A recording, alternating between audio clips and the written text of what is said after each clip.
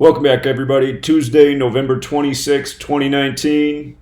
Great day yesterday. For anyone who lost on Sunday, you should have made a whole bunch more back yesterday because in the clear reads, we had 5 in the NHL, 3 in the NBA. We were 8-0 on those picks. You know, I had a lot of people texting me all day Saturday about the huge parlays they hit. Matt in Minnesota hit 11-team parlay Saturday, 7-team parlay yesterday. He's not sweating Sunday. And, also, Sunday was a really bad day. There's no getting around it. Probably the worst day ever. But we've been dominating, you know. So if anybody wants to cry about Sunday, you're a baby, period. End of discussion. I do apologize. I didn't want to have a bad Sunday. That wasn't the goal. But, we've been dominating. We've been dominating. How many perfect days have we had in the last 2 weeks? And when I say perfect days, I mean if you stick to the strongest picks. And we made it real clear. There were 3 strong reads in the NBA yesterday. There were some dicier games. If you took all the games in the NBA yesterday, you went 6-3 in the NBA, and you went 5-0 in hockey, assuming you played every game. The other hockey games we didn't have an opinion on. So if you took all the picks yesterday where we had an opinion, you were 11-3. And what were we on Sunday?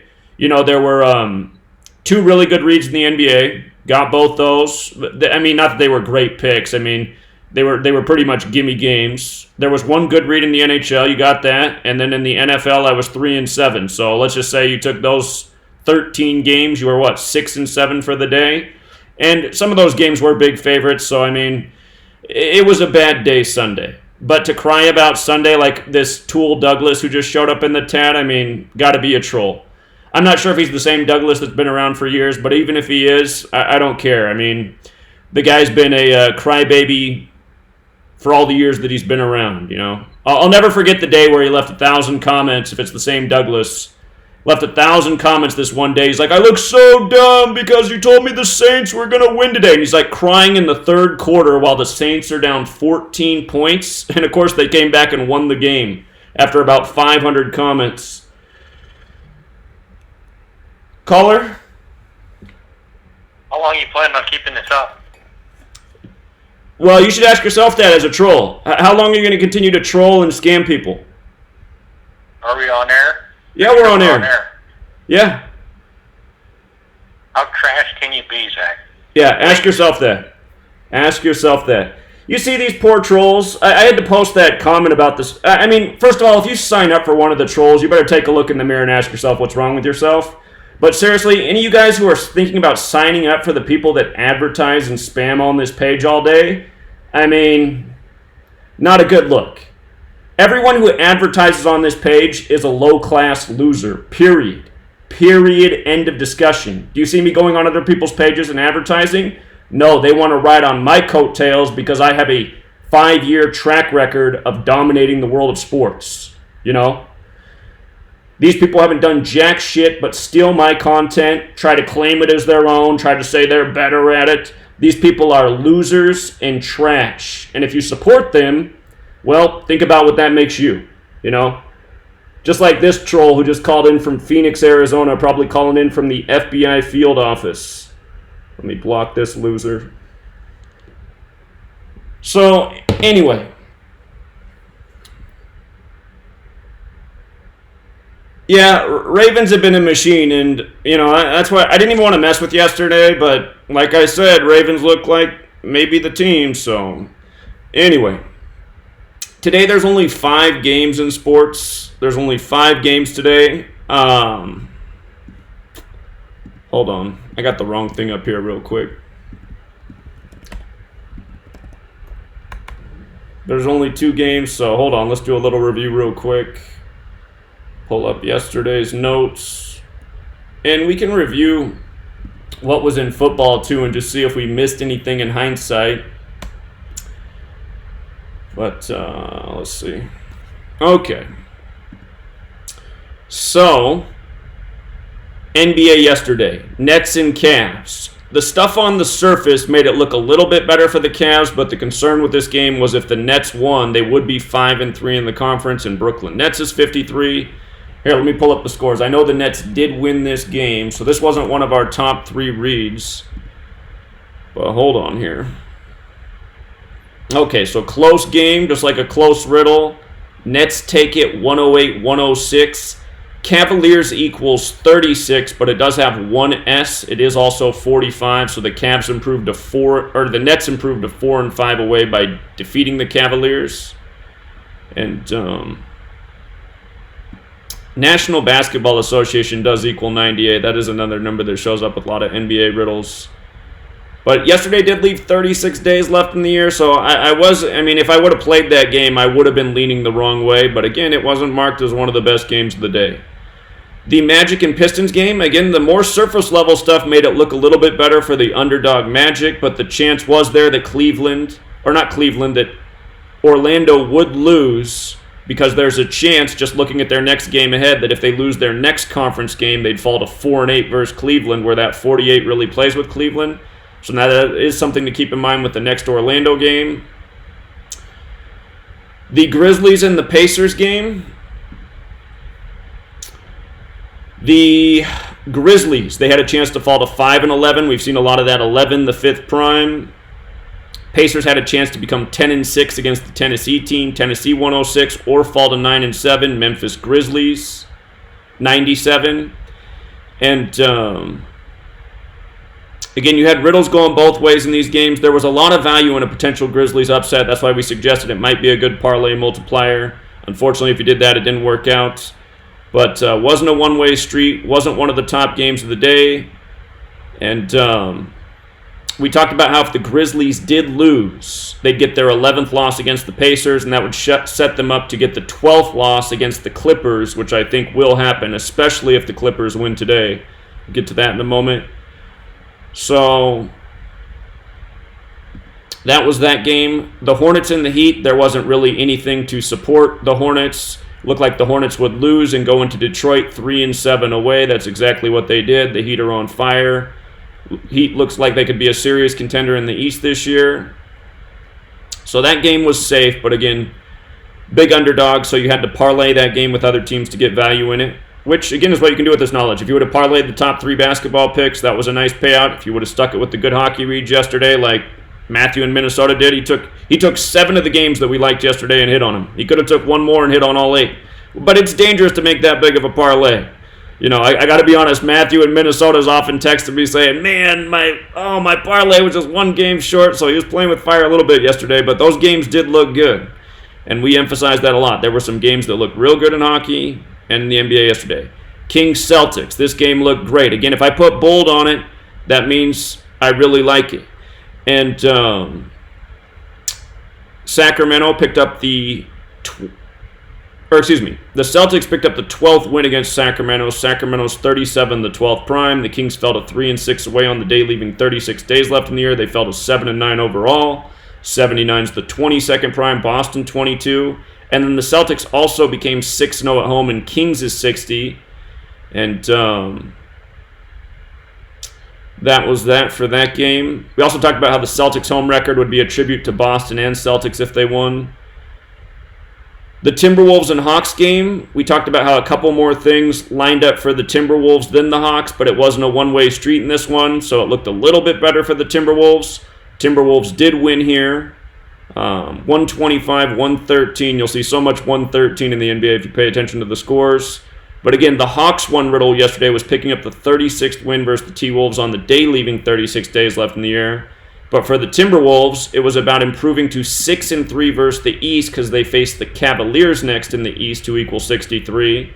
And then also improving to 6-2 away because Hawks equals 62, plus San Antonio Spurs equals 62. And again, we're seeing so many teams pick up the home or away record that connects to their next home or away opponent. So Timberwolves had the stronger riddle. They did win that game. They were a slight road favorite. The 76ers and Raptors. Again, this wasn't one of our favorite games. I did lean on the 76ers. I was thinking they'd drop the Raptors to 6-1 because Philadelphia does equal 61. Philadelphia does have one H in it, and it is 61 in reverse, so it is also 70. So there is some rhyme and reason with the Raptors improving to 7-0 at home.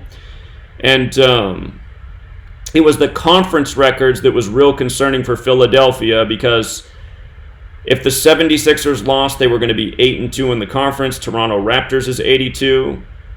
They would have fallen to 2-1 in the division, which they did. 76ers is 21. The Raptors had a chance to become 7-2 in the conference, which they did. Toronto 72. And the 76ers also had a chance to fall to 4-6 away, and Raptors is 46. So that's why, even though I was leaning on the 61, it was still a dangerous game. There was plenty there for a Raptors win. And I believe, the Raptors won with 101, that other big Philadelphia number. Philadelphia with the alphabetic order 101.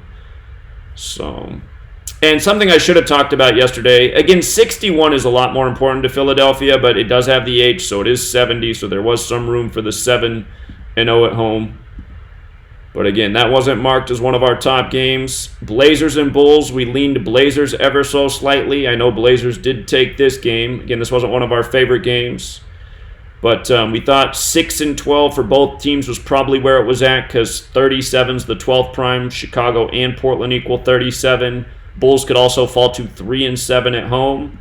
But again, it wasn't a one-way street. The concern for the Blazers was falling to 4-9 away. But like I said, they share that overlap with 37. More often than not, when teams share an overlap with a number and that number can present itself, it will come through. So Bulls fall to 3-7 away, pick up the 12th loss. Bulls also equals 12. Blazers stay on 12 losses.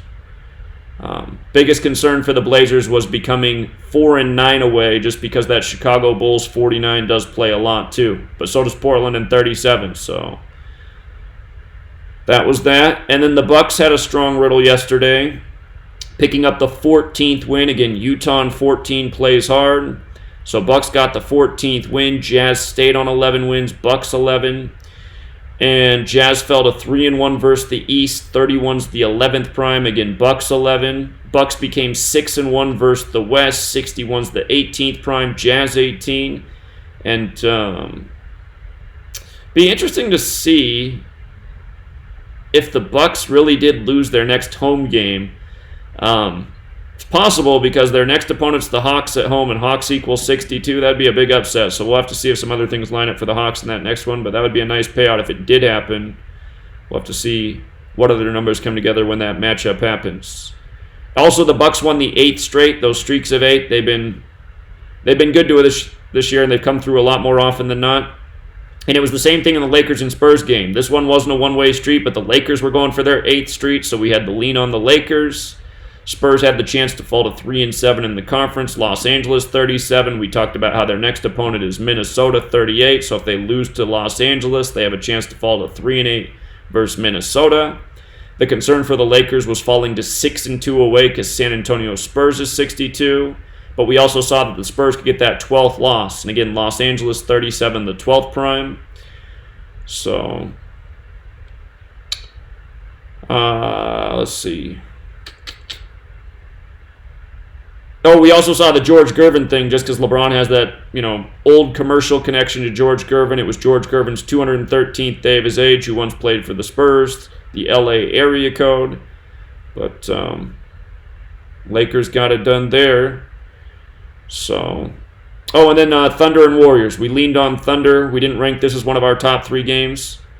In hindsight, I almost feel like I should have, just because there wasn't really anything there for the Warriors. Pretty much everything. I guess I just didn't trust the Thunder that much.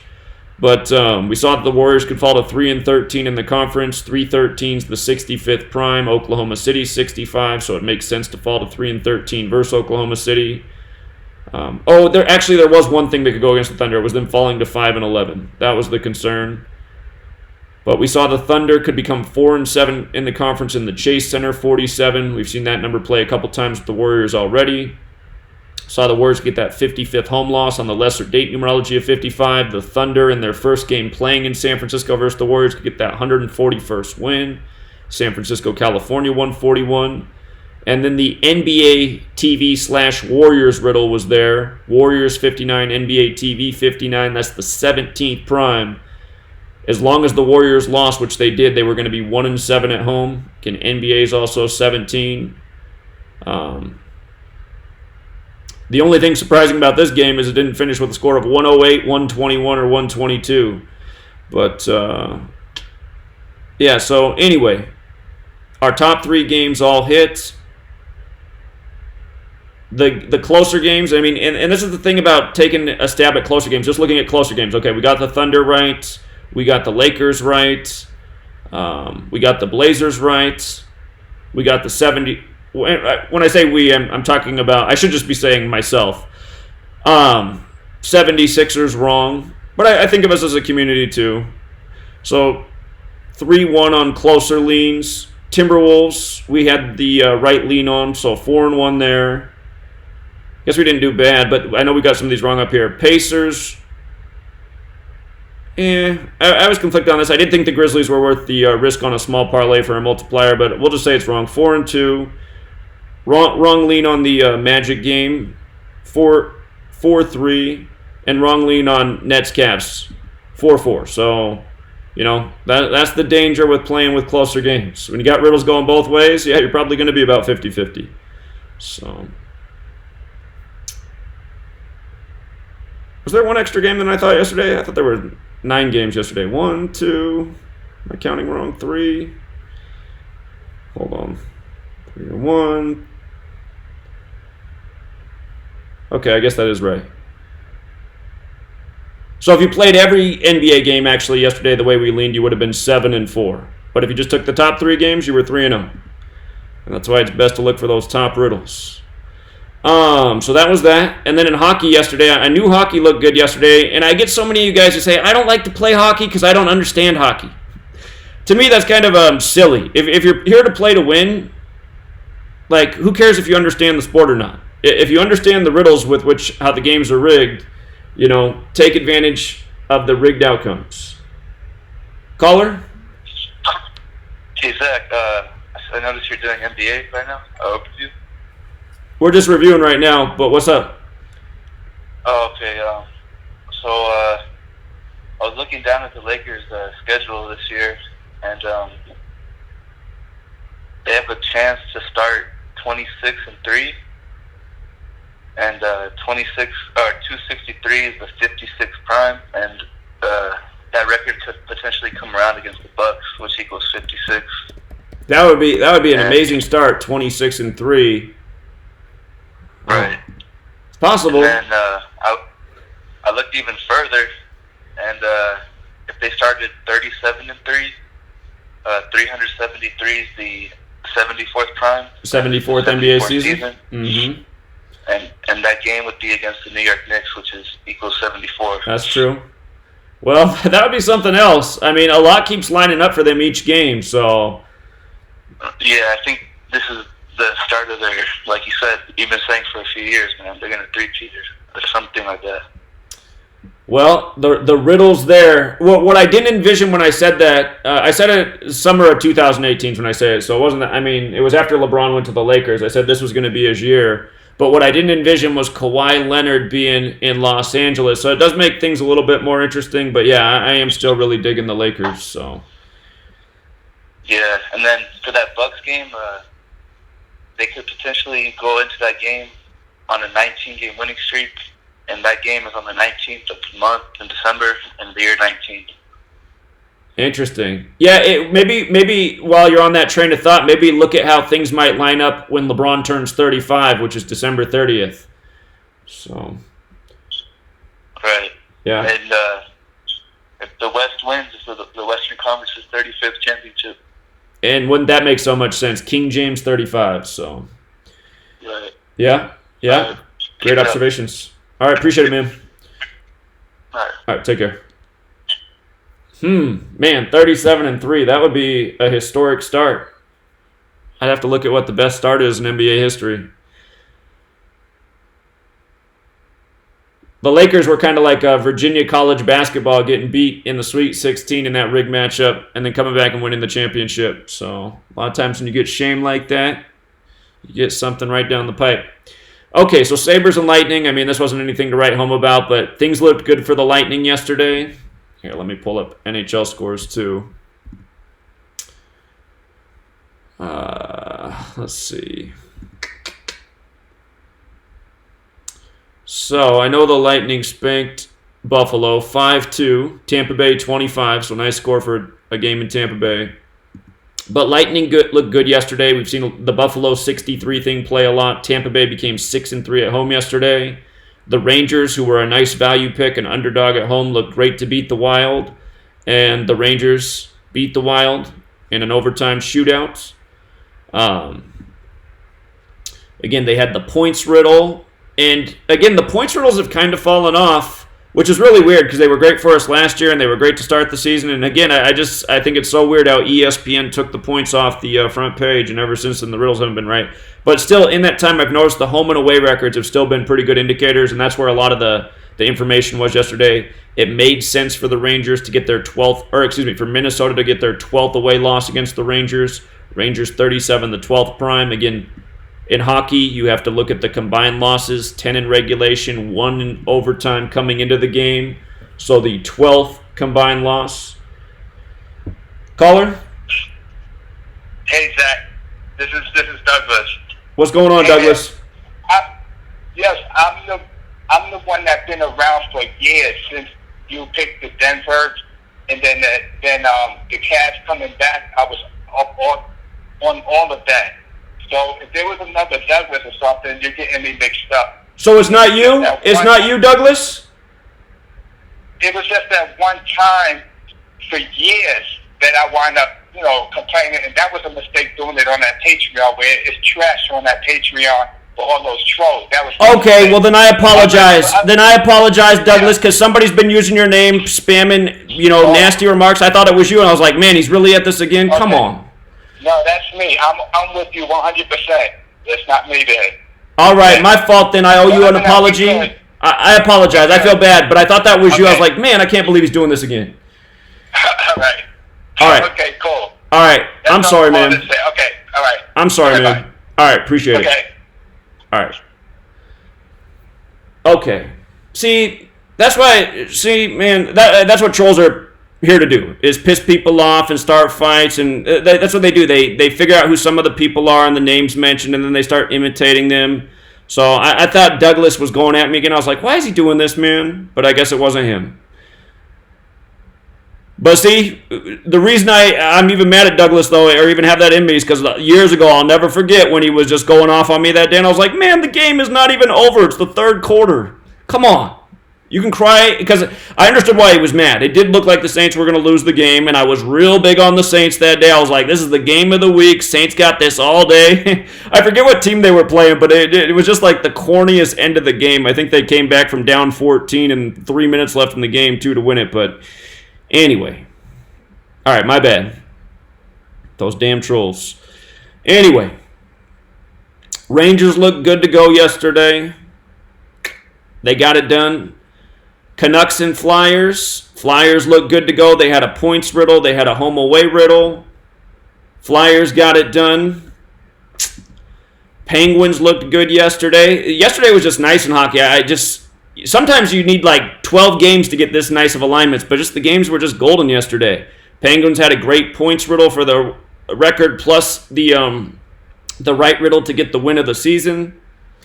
So in the time that the points riddles have been off, I'm only really going with the points riddle if I also see something line up in the home and away record or the also overall win-loss record. I don't trust the points alone right now. And before I didn't care if there was anything else if the points riddle was there, but that just has not been reliable. Like 2 weekends ago when I said don't play hockey today and let's just watch the points. I mean, if you go back to that day, you can go back and look like almost every points riddle failed. And I was like, see, there's just something wrong right now. This does not happen. But Penguins got it done yesterday. Senators and Blue Jackets, you had riddles on both sides here, so this one was dangerous. And Blue Jackets won that game 1-0. So that wasn't one of our games. Ottawa did have the points riddle, you see. I mean, I feel like at the beginning of the season, Ottawa would have won this game. But the Blues and Predators, this wasn't one of our games yesterday, but I think Nashville did win this game, yeah. Nashville got it done here. And it didn't look so bad for Nashville because they did have a points riddle, and it set them up for the next game. But yeah, that wasn't one of our games. Golden Knights and Stars, this wasn't one of our games either. But like we talked about, the Golden Knights are just really sucking right now. Chris called in and he really liked the Stars yesterday, so if you took his advice on that, that could have been another game you won on. I personally didn't want to mess with that one. I did agree with him, though, that the Golden Knights just don't seem to be able to win a game right now. Islanders and Ducks. This was not one of our games. Just because there was there was just some things there. But what game did look good yesterday was the Sharks over the Kings. And man, the Sharks almost blew it at the end. I was about to be so annoyed yesterday. But the Kings fallen to 7-6 against the Sharks 76. That was there. Plus, it looked like at most LA would score 1 point, and that is what they ended up doing because the game went to overtime. They ended up getting 1 point, so they finished on 20 points versus San Jose. So that was that. And then football, we talked about how the Ravens, they got a perfect away record if they win all their remaining away games. They did become 5-1 away yesterday. Rams is 51.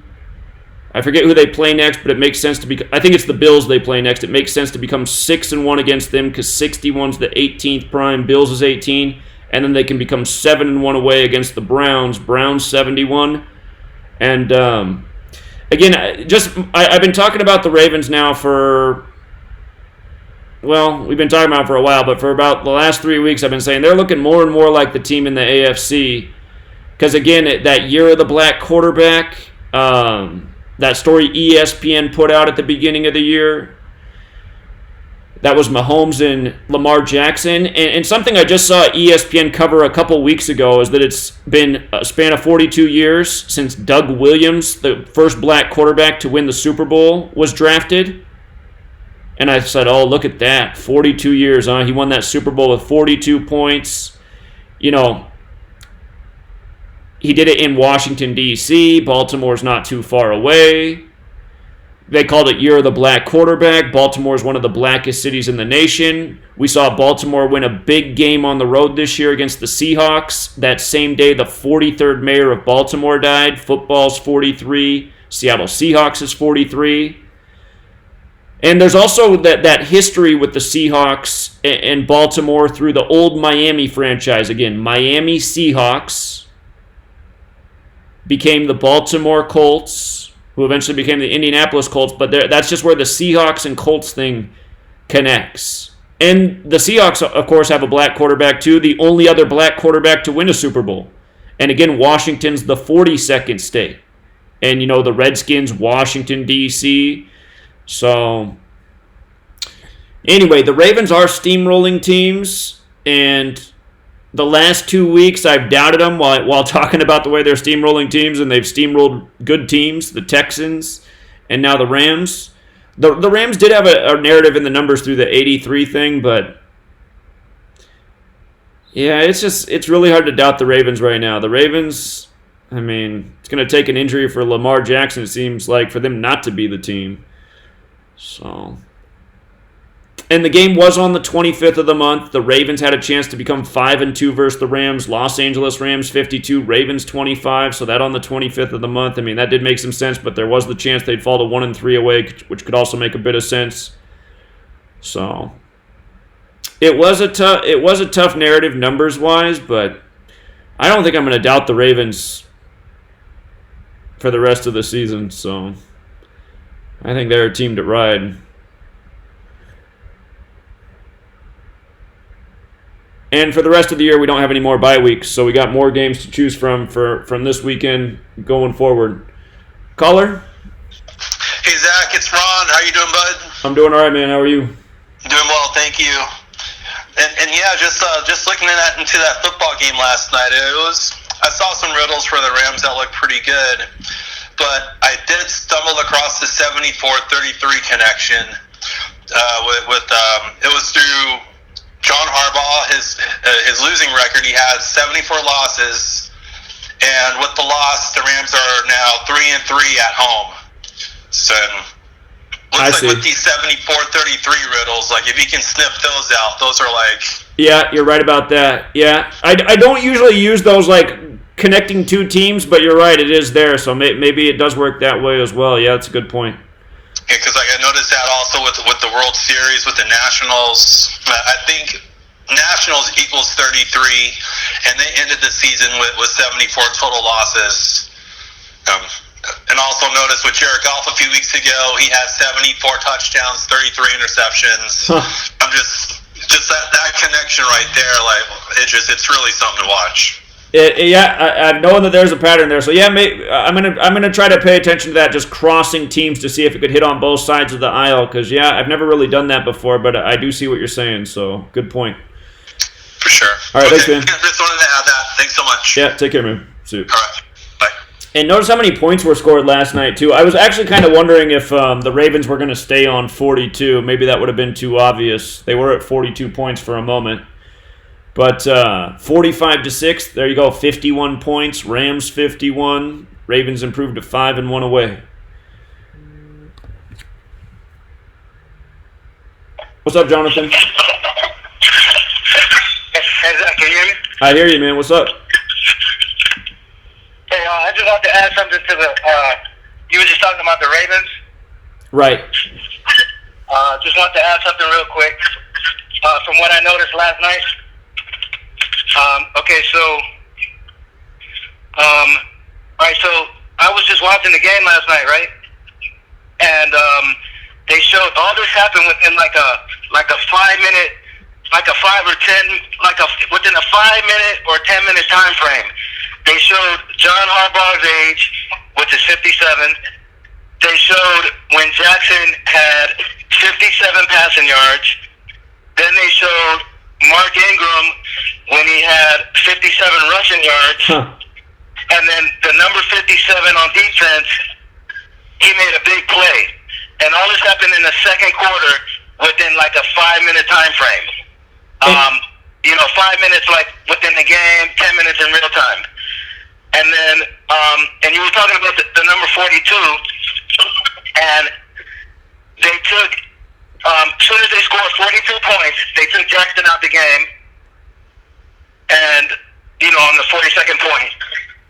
And then, also, their receiver, Marquise Brown, they took him out the game when he had exactly 42 receiving yards. Hollywood Brown in Hollywood. So. Hollywood Brown. That's just to add to the 42, the 42 years, just to the other 42s you were talking about. And if I'm not mistaken, Hollywood, it's got an H in it, so Hollywood has that 42 connection as well. But just sick jokes, man. But I'm really, just week after week, I'm believing more and more in the Ravens representing the AFC. And I noticed that this coming week, they can drop the 49ers to 5-1 away, just like how they dropped them to 5-1 in Super Bowls. So, right. And this is when they showed those 57s. 57 is a championship number, and it also connects to Rams. Rams equals 57. So. Oh wow! Okay. Yeah. Okay. So I think that. And just to bring it back to the Battle of New Orleans, I'm thinking it's either going to be the Ravens and the Saints. And like you said, you're saying it's the year of the black quarterback. So, there's what if, you never know, Drew Brees could get hurt, and then Teddy Bridgewater is playing at home, and he's from Miami. Lamar Jackson, he's not too far away he's born like in West Palm Beach or something. He was, he's from, like, he's not even that far away from Miami, like an hour away. That's where he's from. Right. And what else? It was something. Or it could be the Seahawks and the Ravens, just to have two black quarterbacks in there. And again, they have that history through the city of Miami, because once upon a time there was a Miami Seahawks team. So it's possible. Yeah. Yeah, so I think you're right. I think it's gonna be the Ravens, and I think if the Ravens make it, they'll win it. And because you know why? Because I was watching a clip on YouTube. This guy, he made like all the highlights of Lamar Jackson, and there's a video. And at the beginning of the video, when he gets drafted, Deion Sanders is interviewing him, and he's like, So he's asking him, he's like, hey, you dropped all the way to number 32. And he's like, hey, what do you think about all the other teams that didn't draft you? He's like, oh, that doesn't matter. He's like, so what are you going to bring to the Ravens? And he's like, oh, they're gonna get. I'm gonna bring everything to the Ravens. They're gonna get a Super Bowl out of me. And it just like and then the interview ended right after he said that. He said they're gonna get a Super Bowl out of me. So, yeah, I think if they make it, they're gonna win.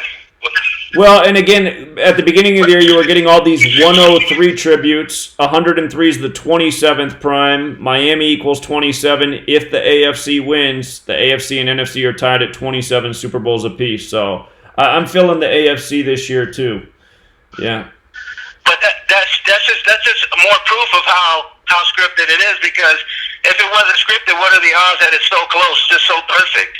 You know, when the 100th season they tie it, and then we go into the 101st season all tied up. You know what I mean? So it's like a reset. You know, like everybody's tied up, and we're going into the 101st season. You know, so and like you said, it's the year of the black quarterback. ESPN ran that story. You know, and so I'm thinking, yes, I think that's what's going to happen. Yeah, you know? it makes a lot of sense. And again, it's almost like they gave it to you in a way, because they gave you a picture of Mahomes and Lamar Jackson, and at the beginning of the year, I mean, everybody's going to take the bait and be like, okay, if it's between those two, it's obviously Mahomes. But right. So right, based off the year he had last year, exactly. But the other thing I was thinking too is, okay, let's say it is the Ravens and the Saints. You know, would they really do Drew Brees like that? I mean, I was thinking maybe they want Drew Brees to go out on top, you know, with the ring, just like how Peyton went out on top. But you know, I don't know. That's just something else I was thinking about. Like, would they really give the Ravens a Super Bowl that quick, and it's only Lamar Jackson's second and third season over the veteran Drew Brees, who's been in the league for almost 20 years or something? Well, that's why they also called this the year of the backup, and that's why another injury to Drew Brees, who is in his 40s, isn't out of the question. But your question is my other concern, because he is going to be the magic number, 41 years old in the Super Bowl number. So that's why I'm just wondering, does he get hurt again, and do we get Bridgewater, the Miami product, in there? So right, and the other thing is okay, even if the NFC wins it, then it'll be 28-26. But so what? The AFC, they can always tie it later. They're only two behind, you know? Yeah, that is true, man. But again, Miami's 27, and they coded a lot of 103s at the beginning of this year. So I'm thinking that 27 is it. The AFC team, yeah. Uh-huh. Yeah. Because, there's really nobody. I mean, the other thing is people are going to say, well, you know, Baltimore has to go to New England. Obviously, New England has the home field advantage as of right now. Can Baltimore really beat New England? They've done it before, and they beat New England in New England before. The year they won the Super Bowl, they won in New England, I believe. Not 100% sure on that. But the year they beat the 49ers, you know, they beat the Patriots, so it's not like out the question that they can't go into Foxborough and win. You know? And honestly, what it would set up, I've noticed there's been a lot of Michael Vick commentary this year on the NFL too, and the scenario would set up honestly is Lamar when Vick went into Lambeau and beat them in the playoffs. So it'd be the same type of thing, but Lamar Jackson doing it to Brady. So right. Yeah, I see it. All right, Jonathan. Yeah, definitely. Appreciate it, man. Right. Yeah, good points. Yeah. All right, thanks, man. All right. Peace. Jonathan's from the Miami area too, so give us some extra points, because sometimes when you're closer to the location, you just got a better feel on things. I'm about as far away from Miami as you can possibly be. Okay. Clippers and Mavericks tonight. So the thing that just screams out at me is 13. I mean, just 13 shows up all the time with Dallas. We just saw the Patriots beat the Cowboys with 13 points. So, tonight's game, these two teams, 157th game between these teams. That's the 37th prime. Los Angeles is 37. The Mavericks lead 93-63 all time. Mavericks are 55-23 at home. One thing that could go for the Mavericks tonight is picking up that 56th win on the lesser date numerology of 56. The Clippers are 8-4 in the conference right now. If they won, they'd be 9-4. The reflection of 49, big number with Dallas. Dallas 49. If they lost, they would be 8-5. Basketball number. Basketball's 85. Mavericks, they're 6-2 in the conference. And I didn't write any note about who they play next, so I must not have seen anything. I just want to double check.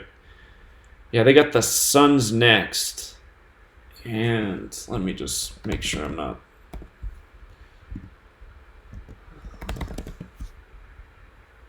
Yeah. If they split the next two, they would be 7-3. So a good chance they do split the next two. The next game's at Phoenix. I would say they are at home tonight, but still, between the Clippers right now and the Suns, I mean, and Dallas is playing great. You can make an argument either way, but Suns are probably still the easier game, even though they're on the road. So I will actually plug that note in here. Doesn't help us pick tonight's game, but good chance they split next two. Okay. So, again, the thing that just really jumps out at me, though, is the fact that the Clippers can get that 13th win. What's up, Black? Hey, what's up, Zach? Hey, man. Hey, just real quick, I don't know where you at in the live stream, but I know the guy was talking about the whole kind of like Super Bowl predicting, and I really think the year of black quarterback thing might be for the regular season. It could extend further, I don't know, but just a thought, you know, Brady will be 42 and Breeze will be 41. Combined, that's 83, and if they both retire, if they make it to the Super Bowl, and Brady wins or whatever, you know, that could be a tribute to football, you know, two of the greatest quarterbacks of all time, right? Leaving out at a total combined age of 83, so... I do hear that. That's a scenario we've been talking about. I mean, it's possible. B and B on 2-2, B the second letter, Brady and Breeze. Exactly. And another thing, it's so obvious. Vegas has to have a team where it's like, they look good, but like the Ravens are running away with it. Everybody's got the Ravens going. And it's like, that's a little too obvious. Even the Saints aren't that obvious anymore, right? Like, the Niners are the obvious pick. So... I don't know, man. Breeze and Brady has never happened. I don't know, man. I don't know about the Ravens. I still remember Dick Vitale last year. He said last year's Super Bowl was going to be Brady and Breeze. Book it. It's a guarantee. And it's not out of the question. You're right. They do bait people. I mean, the Ravens look unbeatable right now, but I can still hear the commentary once the playoffs start about how Jackson didn't look good last year in the playoffs, and he's still a young quarterback, and he's inexperienced. Right. Only one playoff game. And that's what they do with the playoffs. You know, it's all about this experience. And Belichick, he's so, you know, experienced, and he knows how to take away.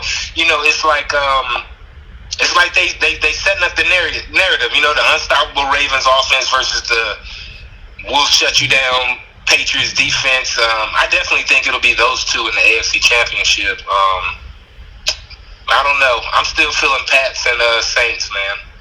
Well, it's not out of the question because even though we are talking about this Battle of New Orleans and War of 1812 stuff, the Patriots were who came out of that narrative last year. So, I mean, yeah, stick to your thoughts. I agree that there's definitely other scenarios, and Brady and Breeze is one, but I don't know, man. I think you're going to... I feel like there has to be at least one black quarterback in there because when ESPN gives you a narrative like that, they're often giving you a huge clue. It's just like the first year where I got it right, well, it was the first year I even took a stab at picking the Super Bowl in advance, was the Broncos and the Panthers. My first clue was I'd already learned something about 57 and championship doing research, and all year from the beginning of the season, ESPN had a story up about Peyton Manning and 57 children in Indiana named after him. And they also did a story about how 57 quarterbacks had started in the Super Bowl. And so, anyway, that story all year just told me that Peyton Manning was definitely going to be there, as bad as the Broncos looked. And everyone around me that year was telling me there was no way the Broncos were going to beat the Patriots that year. And my dad couldn't believe that I thought the Broncos were going to make it and not the Patriots. And so anyway, I mean, it's just I feel like because ESPN gave that story, there's got to be at least one black quarterback. And now that they're doing this thing about Doug Williams, because I didn't realize this whole time until just a couple or a few weeks ago, whenever they ran the story, that it had been 42 years since Doug Williams was drafted. So right. I feel like there's got to be at least one black quarterback. And again, I I was also thinking with the Patriots being the the red, white, and blue, or red, silver, and blue, whatever, and the presidential election being next year, and then it being the 50th Super Bowl of the modern era, and you got the gold team and the Saints. I'm just like, I don't know, man. For whatever reason, it's just the way they love Brady, man. I just, he could walk off with his seventh. It's not out of the question. It's not out of the question. And, last summer, before I arrived at Patriots-Rams, when it was early in June or July, that's where I got the idea that maybe they'd put together the ultimate mockery Super Bowl of Brady versus backup Garoppolo. And so, I mean, that's also a scenario that's on the table. I mean, it could happen. And Brady said he's gonna play until he's 47. That he said that on the day leaving 47 days. I days. know, right? I saw that, man. I saw that big 47. I was like, man, this is ridiculous. And you know what's the most annoying part, Zach? When you pointed out the family members and they laugh at you. That it's like, I called every field goal attempt right over the weekend, and my dad still said it was just a coincidence. And my dad's 78, so I kind of get it. Like, he's been brainwashed for too long, but still, it's like, man, like, I'm pointing it out to you. Like, come on. Well, I have the same thing with my dad. I mean, I sat and watched a Yankees game with him on Sunday Night Baseball earlier this year and tell him I think the score is going to finish 8-5 because it was 85 days from David Price's birthday in Boston, and Red Sox equal 85, and he's starting to come around, but still, when I talked about sports, he's still just having trouble believing that it could be rigged or scripted. So, yeah, and I don't, you know what, Zach? And another thing, I don't know how many people may be following you now, or maybe signed up with your Patreon, but I'm definitely responsible for a few of them people doing the Uber, man. As soon as people get in my car and they look at my terrible towel in the car and they start talking sports, I start telling them how rigged it is. I don't give a shit if it blows their dreams or not. It's like, man, I got to put you up on this, but. Yeah, man, I'll let you get back to it. Hey, I was driving Uber and Lyft for 3 months, and I was telling people about rigged sports in this code, and I had a lot of success. I had 2 people that got really angry, though, and one guy who slammed the door real hard when he got out of the car, and then gave me a horrible review. But I'm telling you, and Zach, when I start telling people about it, they'll be like, oh, well, they'll start asking me questions that I don't have the answer to. Sure. And I keep telling them, look, man, all I can do is pull up the curtain and show you what's really going on. You want me to tell you how they're putting it together. I can't do all that, man. If I could do all that, I'd have $100 million right now. Exactly. Right? Exactly. So it's just, yeah, man, it's amazing. But that's it, man. That's my thought for today. All right, well, I appreciate it. You have a good one, man. All right, Zach. All right, take care. Okay. So, Clippers, Mavericks. All right.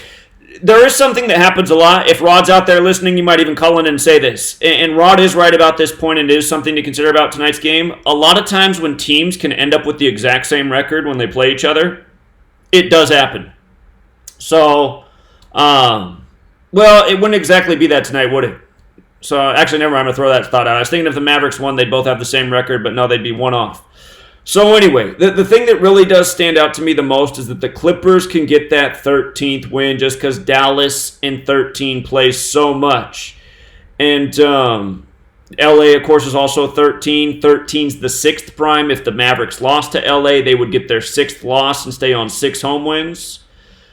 If the Mavericks did lose, they would also be 6-4 at home. And Clippers, if you run it in the base ciphers, Clippers does equal 46, but it's got an E in it, and E in reverse is plus 18 more. So Clippers is also 64. It's because Clippers, or E's the 22nd letter in reverse. The master numerology of 22 is 22 rather than 4. That's why it's plus 18 more for E in reverse. So if the Mavs fell to 6-4 at home, it would reflect with the Clippers.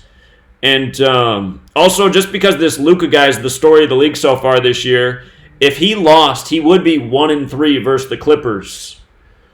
Caller? Hey, what up, Zach? What's up, Izzy? Hey, so the Clippers and the Mavericks game, Mavericks. Right. I see a lot of sides going on tonight. The Denver Nuggets, they play the Washington Wizards. They're on a 5-winning streak. Clippers, 5-game winning streak. Mavs, also 5-game streak. The Washington Wizards have won 5 games for all the games tonight, 2 games tonight. And that being said, also the Clippers are 12-5. If they lose and the Mavericks win, they'll have like a mirror record, 12-6, both teams. Or it'd be close. 12-5, 12-6, yeah. Also for the other game, the Denver. So the Clippers. One more thing. Also, the Clippers are starting on a 3-game streak, and their first game is playing with Dallas. Road trip. The Nuggets. They played their last game at home, and the Wizards are starting a West Coast trip, and they're traveling all the way to Denver to start to play. So, but that game, Washington Wizards, they've been out for this season with one of their best players, John Wall. So, and they have a bad team. But that's all I got right now. All right. Just real quick, just to make sure, you did say the Nuggets are on a 5-game winning streak, not the Wizards, right? Yes. All three, yes. Yeah. And they happen to be all lined up. As far as in the Western Conference, second place, third place, and fourth place. All with 5 games winning streak. And yeah. They haven't played tonight. Yeah. Great points, Izzy. All right, appreciate it, man. All right. See you. And if the Nuggets do win their 6th straight tonight, which I suspect they will, they'll also get their 13th win of the season. 13 is the 6th prime. I think this game's the gimme tonight. I don't think there's going to be an upset here. There is one little narrative on the board for Washington, but I don't think it's going to come through. 6th straight and 13th of season. 13, 6th prime. Okay, so again, for me, though, just Dallas and 13, man, it just comes through so often. So I'm leaning on the Clippers getting it done on the road. They are a slight favorite. This is going to be... the Clippers have struggled on the road, and they're playing a team that is red hot. So, I mean, that's the danger of taking the Clippers tonight. But again, just Dallas and 13, really good combo. And also because 13 is the 6th prime and LA carries the 13, the Mavericks getting that 6th loss makes sense as well. You could make the argument about the Clippers picking up the 6th loss, and you could make the argument about the Mavericks getting the 12th win because Los Angeles is 37, the 12th prime. So if you're not comfortable for those reasons, I get it. If you just want to wait till we get some straightaway reads and there's more games to choose from, that could be the wise choice. I will say this, though. If the Clippers win tonight, sets them up to beat Memphis in the next game. And remember, Memphis already makes sense with a loss against the Clippers based on what their record is. So I fully expect the Clippers to win the next game. And you know what? If the Clippers did lose and they beat Memphis, they would become 2-5 away against Memphis. And that 25 also plays with Memphis. But Memphis is 34, so you can make sense of it either way. And also Dallas... Let me see. Dallas, their next to home opponent is the Timberwolves, and Timberwolves has that 64 connection too. So if the Mavs lose, they're 6-4 at home to host the Timberwolves next. So that's another thing that makes sense. And again, ultimately it comes back to the 13 for me. Both teams got the 13 connection. Clippers can get the 13th win. And perhaps the Clippers have lost some games on the road that they probably shouldn't have lost. Against some pretty weak teams. So maybe it's the type of game where they realize, okay, we got an opponent that's playing hot. We're going to come out and play our game tonight. Because, I mean, honestly, I don't know if anybody has a better roster in the league than the Clippers. They got a pretty amazing team.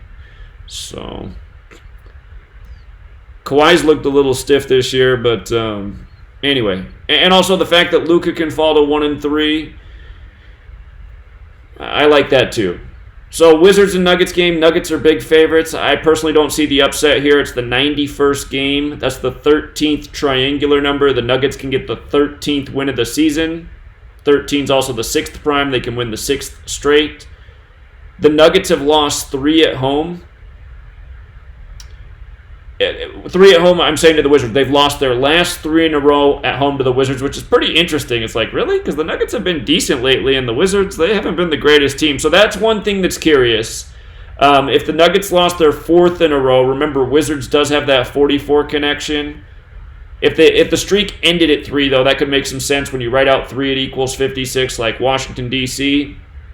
Though, if the Nuggets win tonight, they're 13-3 for the season. Colorado's 133.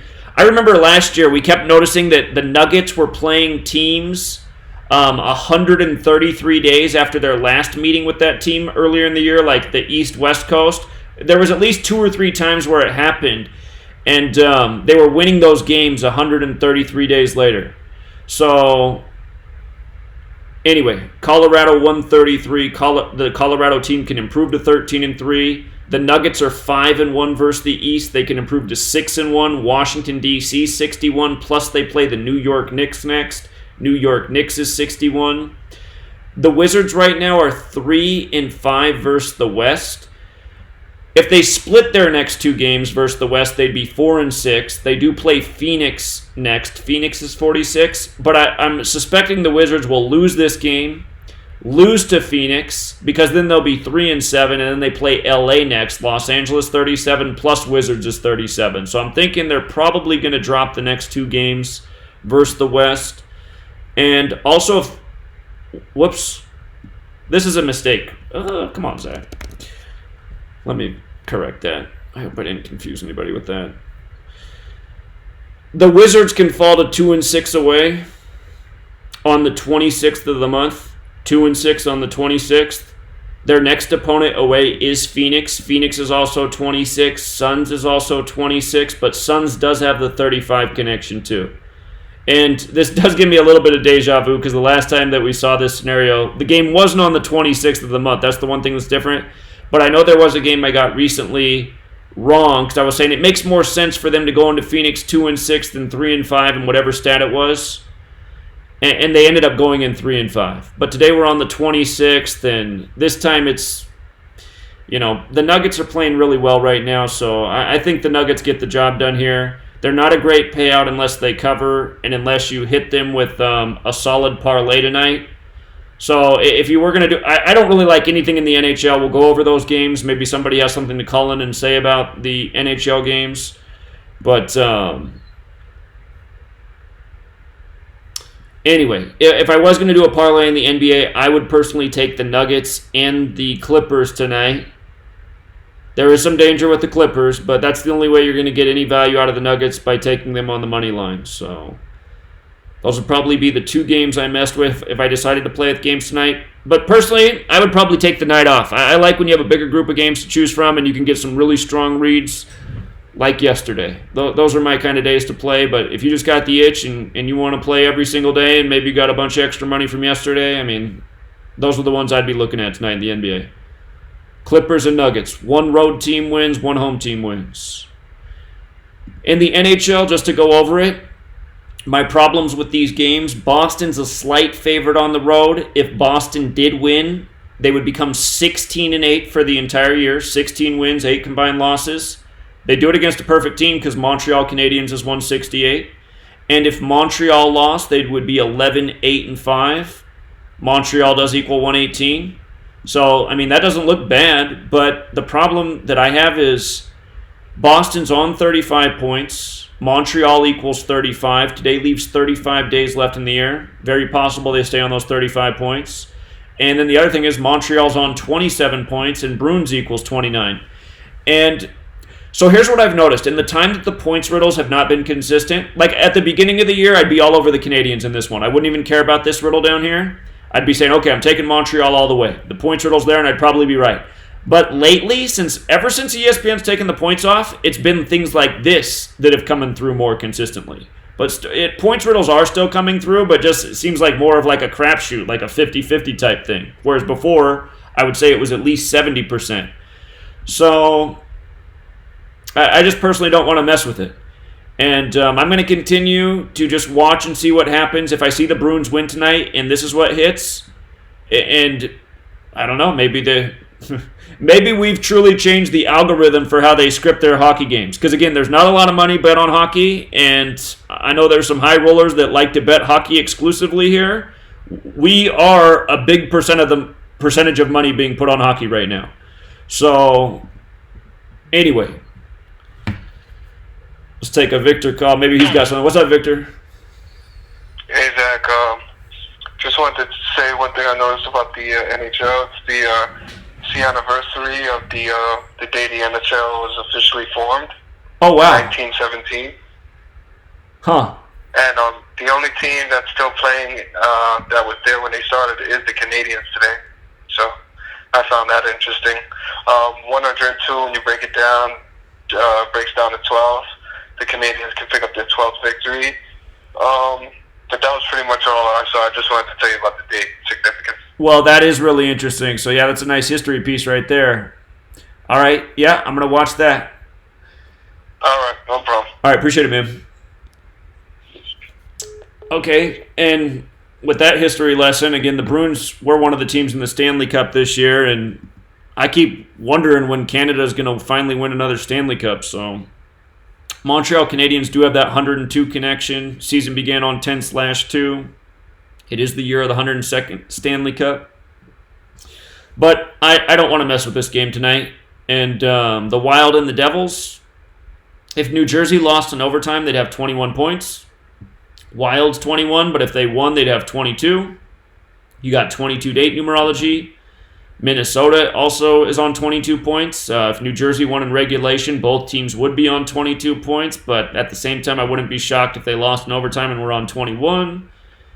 And the Wild, you could make an argument for them to stay on 12 away losses and get their 12th points away. Devils is 37, the 12th prime. The Devils, I don't see the riddle with their home record, so I don't want to mess with that. And the Stars and the Blackhawks, 35 days left in the year. And this is another thing that I've noticed that just has not been coming through. At the beginning of the year, it was like money in the bank. If it was the day in the year count, or if there was an X amount of days left in the year and the team had the connection to it, it seemed like they were winning almost every single time. So like at the beginning of the season, Chicago would have been, I would have took Chicago at the beginning of the year, but I'd say for the last 2 weeks, it almost seems like if a team's been playing on the day where their gematria connects to the day left in the year count, they've been losing. So I'm like, okay, what's going on with this now? So I don't trust that. Chicago could pick up their 25th points at home. Teams historically have picked up points that connect to them at home a lot. Chicago Blackhawks is 97, the 25th prime. Again, they could get those 25th points. But, again, I don't trust the points enough right now. So, and I couldn't see anything else that lines up there. So I'm leaving that game alone too. Caller? Hey, Beck. Hey, what's up? On the Stars-Blackhawks game, I noticed that the Blackhawks can be 7-7 at home, and the Stars equals 77. I think you are right about that, and I think I did overlook that. Stars can have a 6-7 away record. You're right. Chicago IL equals 67. Okay, Chicago IL 67. I do like what you just said about Stars and 77. That is a good observation right there. I overlooked that, so nice work. Thank you. Okay, there's a couple others too. Like Jeremy Colton can get his 40th win. Stars is also 40. Okay, that's a okay. I don't trust those things as much just because they burn me a lot, but I do like what you caught about the Blackhawks getting to 7-7 at home. I should have caught that myself, but yeah, good work. Okay. All right, thanks, man. All right, caller. Hey, what up, Zach? What's up, man? Hey, just want to basically say about the truth community. I think your work is really waking up a lot of people. A lot of the Epson story, real quick, is trending on Twitter that he didn't kill himself, and William Barr says Epson suicide resulted from the perfect storm of screw-ups. Attorney General William Barr acknowledged his own initial suspicion that Jeffrey Epstein may have been murdered, but said the evidence ultimately showed the financier hanged himself. So, and a lot of people waking up to what the fake news is all about. So, your work is people waking up from the work you're doing. Well, I appreciate it, Izzy. Thanks, man. All right. Bye. All right, take care. I do got to say though, a lot of people besides me did express that the Epstein thing didn't make any sense and maybe murder was what happened. Or, there's a variety of other things that might have happened. Anyway, if there is a game to mess with in hockey tonight, thanks to that last caller, and I apologize that I didn't catch it. I don't know how I didn't catch that. I should have saw that. But that might be, and you know what? There is one other thing about Chicago in 77. Chicago is divided into 77 neighborhood areas. So that is another city that just has a little 77 connection to itself. So if there was a hockey game you wanted to think about tonight, this would probably be the one.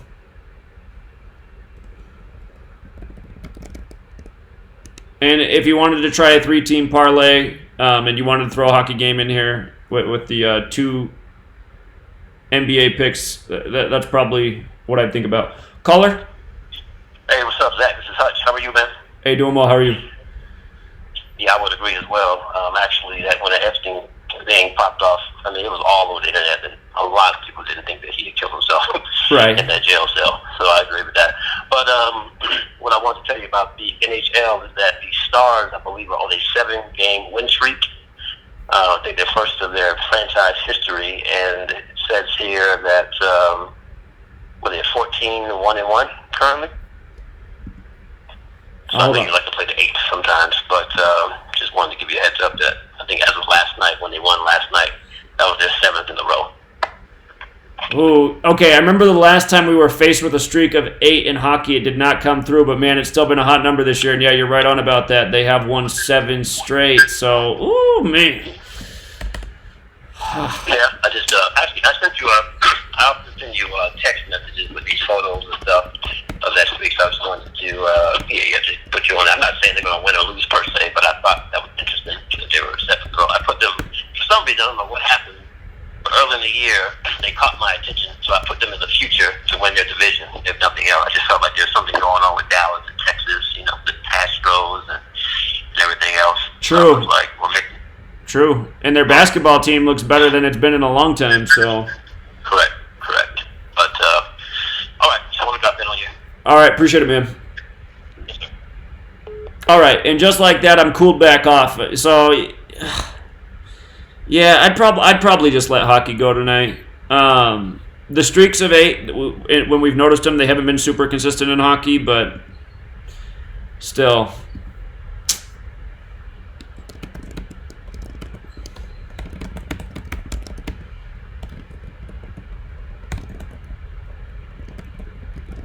I do got to say, though, things like this have been pretty good indicators. But, yeah, the streak of 8, it is... In a way, it might make sense for the Stars to end their end their winning streak at 7 games, being the Stars, which equals 77. But Blackhawks have been definitely playing better lately. But yeah, I would just wait. So again, don't gotta be greedy. Hopefully, you made your money back from Sunday yesterday. Some people might have taken the day off after getting burned Sunday, and again, I apologize for that, but I did encourage you yesterday because I really liked a lot of what we saw yesterday. So, not a bad day to chill out. And just real quick, I'm about to post the football notes. We got 3 games on Thanksgiving. What looks like a gimme game to me on Thanksgiving is the Bears. I'll be surprised if the Bears lose because Thanksgiving's 66 and Lions is 66. So I'm thinking the Bears, that they do improve to 6-6 to launch Thanksgiving. Caller? Hi, Zach. It's Austin. Hey, man. I notice on the YouTube live streams, my comments will disappear. And I'm wondering why that is. Huh. Well, I can look. Did a moderator block you? Yeah, I think so. Okay, when I'm done with this live stream, I'll look and see if you're blocked. Your name is Austin. What's your account name on there? Austin Roberts. Austin Roberts. Okay, I'll look for it and see if it's there, and if it is, I'll make sure I take it out of the list. Sorry about that. All right, and then, well, that's okay. And another thing I noticed is, well, the Patriots, if they make it to the conference with championship game this year, well, they could suffer their 5th loss and stay on 11 wins. 11-5, huh? Yep. And then it'd also be with Tom Brady's 11th loss in the playoffs. Huh. That's a good observation. Okay. Yeah. And then, do you think the AFC will win it this year? I do think the AFC will win it at this point. If it ended up being the Saints in the Super Bowl and Breeze was playing, I'd be a little bit less confident about that just because he's 41 years old, that Super Bowl number like Brady. But right now, I do believe the AFC will tie it up 27-27. So. Yeah, well, there's been a lot of 103s, like the Bears and the Packers on opening night. Exactly. Well, but I remember when the schedule came out, it was on the 107th day of the year, which is the 28th prime. Yeah, that's a good point. That's a thought right there. So, yeah, I'll have to go back and look at that. Yep, and then the Stars are going for their 8th straight win tonight. Right. Yeah, that's one more thing to consider. But again, the last time we saw a streak of 8, it was a team that could do it against Buffalo, if I'm not mistaken, and Buffalo even equals 19, the 8th prime, and it didn't happen. So I'm not sure that the streaks of 8 are as good in NHL, but yeah, it is still something to look out for. So. Well, before I knew about Gematria and how sports were rigged, well, I was an LA Kings fan. And, the Kings won the Cup back in 2012 and 2014. Mm-hmm. And I was wondering if you could, look into those. Well, 2012, right away, what I think about is how Los Angeles is 37, the 12th prime. LA does also have the 14 connection, so those are just the two things off the top of my head. But,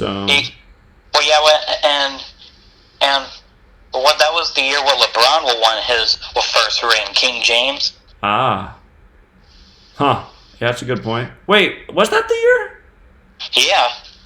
Well, yeah, I think so. The Heat played the OKC Thunder that year. Okay, yeah, that sounds right. Yeah, I think you're right about that. Okay. Yeah, that's a good thought. Could be a connection between sports, so. Okay. But with hockey, there's just with too many numbers, and I get confused. The wins, losses, overtime losses, ties. Right. Just remember to add those losses together. So, but yeah, it is an extra layer, but in a way it can also be helpful. Once the points riddles, I imagine the points riddles got to get back on track at some point. The points riddles, when they get hot again, man, they are money in the bank. So. Yeah, and the Kings, I think, had 95 points in 2012, and that was that the? Oh man, well, I gotta go back and look, but that might have been the 95th NHL season, and they had 95 points that year. Well, that could be. It's just like how the Blues last year had 99 points, and it was all connected to the 99th NFL season, and the Red Sox winning the World Series 99 days before the Super Bowl. So. Yep. Yeah. Robert Kraft, for the Patriots owner's birthday is June 5th, and the Patriots record is 6-5, and so I don't know. I don't know. I think that they might be done. Well, I would like to think so. It's just the thing to really consider about the Patriots is Tom Brady does wear the number 12, and could he take his team? Could he take the Patriots to a 12th Super Bowl? It wouldn't even have to be this year. Next year he's going to be 43 years old. He intends to play. Football's 43, so. Yeah. Or he could get that 11th loss in the Super Bowl in '66, the 11th triangular number. Right. And '66 was the year of the first Super Bowl. Right. This is true. So, I do. Yeah. That's why him going. I am thinking if he did go to another Super Bowl, he probably would lose to make the Patriots 6-6 in Super Bowls. That's why, based on the fact that I think the AFC is going to win this year, I'm not sure that he'll be there. So. Yeah. Or he could just retire. Well, I wish he would. I mean, it's just kind of a joke, and it's almost kind of like last year when he beat the Chiefs. Kind of like it's just kind of like a mockery. You got the white quarterback who can't run and he's not athletic, who are beating the talented, with Chiefs warm homes, Indeed, man. It's almost a joke, but. All right, well, I appreciate it, Austin. I'll look into that problem and see if I can fix it for you. I hope that is the case so we can get you back on there. All right. All right. No problem. Well, thanks, Zach. All right, you're welcome. Take care. See you. Bye. All right. So anyway, I haven't finished decoding, but just I'm feeling like that 66 is going to play. Lions, Thanksgiving, 66. So I'll do some more homework on it, but just I'm going to post these. I just have to plug a few more things in here till I have the majority of the notes done. I need the QB primetime records. I need the QB head-to-head records with teams, but everything else is in here. Again, this takes time to put together each week. Bills and Cowboys. Could 66 be the number of the day on Thanksgiving is what I'm wondering. If the Cowboys lost, they would be 3-3 at home. Cowboys 33, New York 33. So I'm going to think about this one some more. But I'm just wondering if the 66 could really play on Thanksgiving. Because again, Thanksgiving does equal 66. Texas also equals 66. And then you'd have the two teams that host every year on Thanksgiving being in games where 66 rituals went down. And the other game on Thanksgiving is the Saints and Falcons. So the Falcons just spanked the Saints in their house. And Drew Brees, remember, he got that 48th loss. Forget if it was the 48th career loss at home. It was something like that. But I just see the Falcons could become 4-8 in this game. So the Falcons are weird right now. They played two great games on the road. They beat two teams that are playing very well, the Saints and the Panthers, and then they get smoked at home by the Bucks. So, but that's what the NFL does to rake in the money the way they do from gamblers, just keeping everybody off balance. If the Falcons did lose, they would be 1-5 at home. Big number there with Atlanta, 15. And it might be something about... Oh, also, if the Falcons lost in their building, they would get their 12th loss. Saints has the 37 connection, the 12th prime.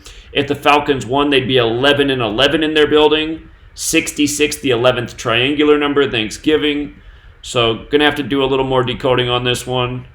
But that might be... We'll see. And, again, I'll get these notes posted here. I was going to finish doing it and then start the live stream, but I was like, live stream might be too late if we do that. So, anyway, I just have probably about another hour of work to do, and then I'll post it. I'll try to get all the primary information in there for the Thursday game so we can really start thinking about it, so you can start doing your own homework. And I'll fill in the rest of the week for what's missing prior to Sunday like we do each week.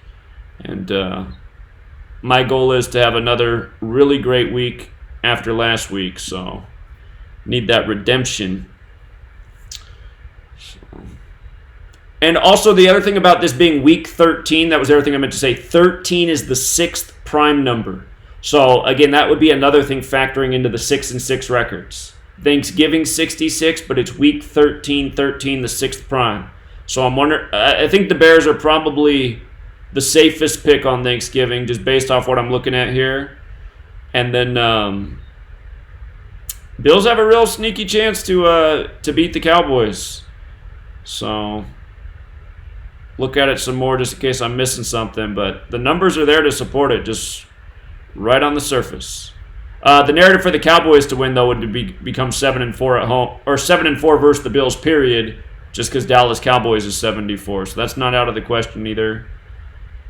But then again, they lose. They stay on those 6 wins. Week 13, the 6th prime. So I'll turn over a few more stones. But just right now, what's there, I'm thinking Bears probably get the first win of the day on Thanksgiving. So, in case you got here late, I'm going to encourage you to, do whatever you want. But I'm going to stay away from hockey games today. There's only 3. I don't really care for any of them for the reasons explained. NBA, only 2 games to choose from. 1 game looks like it will come through. It's just to take it and get any kind of payout, you need Denver to cover a 10.5-point lead, and I'm not sure they do. I mean, they could waste the Wizards, but the Wizards have been playing teams tough lately. So I'm not confident that the Nuggets would cover that spread. Again, to get any value out of a Nuggets money line pick, you'd have to parlay it with something else. To me, the Clippers look slightly better than the Mavericks, but I wouldn't call this a one-way street.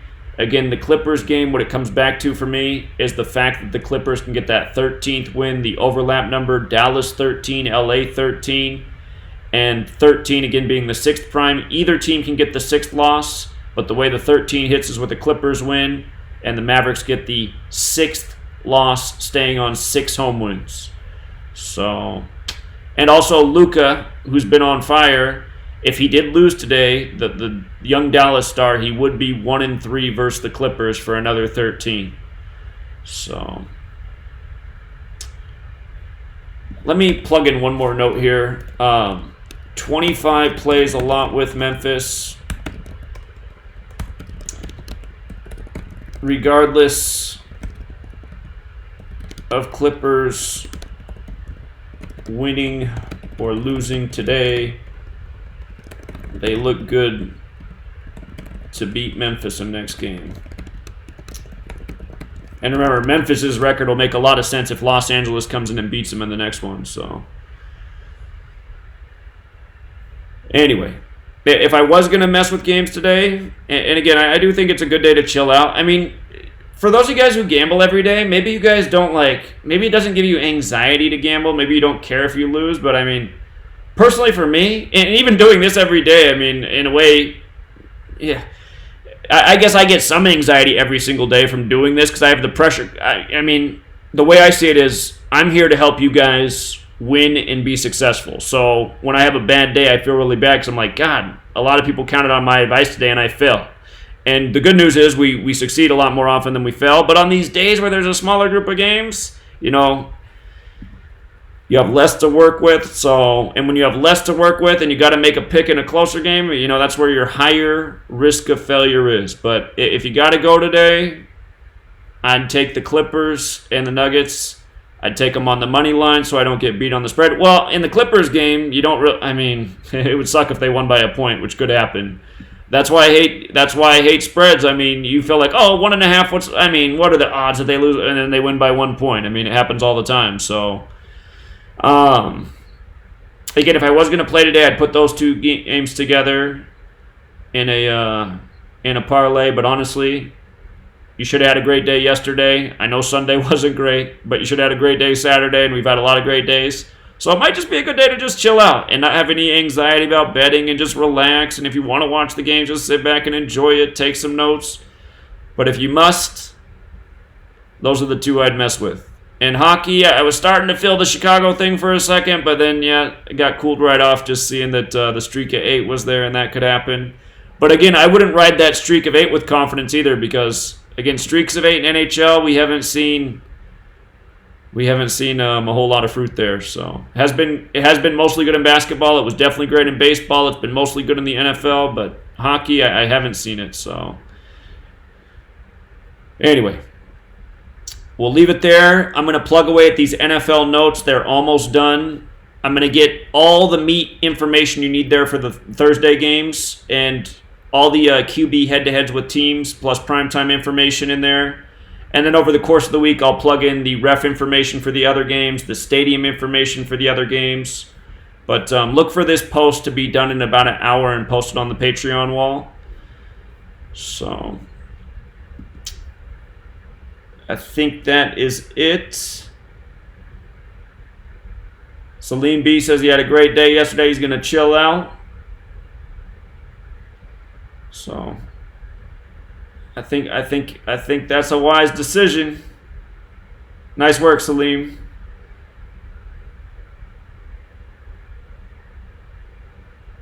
All right, you guys. Wrap it up there. Again, I'm going to be plugging away at the NFL notes. Again, look for that post in about 1 hour. It's almost 4 p.m. Pacific, so what is that? Almost 7 Eastern. In about 1 hour, you should see it on the wall. So if it's a little after that, it won't be much after. All right, you guys, have a great rest of your day. We'll be back tomorrow. A whole bunch more games to choose from tomorrow. And if you guys have noticed, Wednesday, I don't want to jinx it, but Wednesday's been a really good day for us. I just keep noticing on Wednesdays, I'm like, man, I like Wednesday. Wednesday. Magic keeps happening, so. All right, guys, have a great rest of your day. Look for those notes.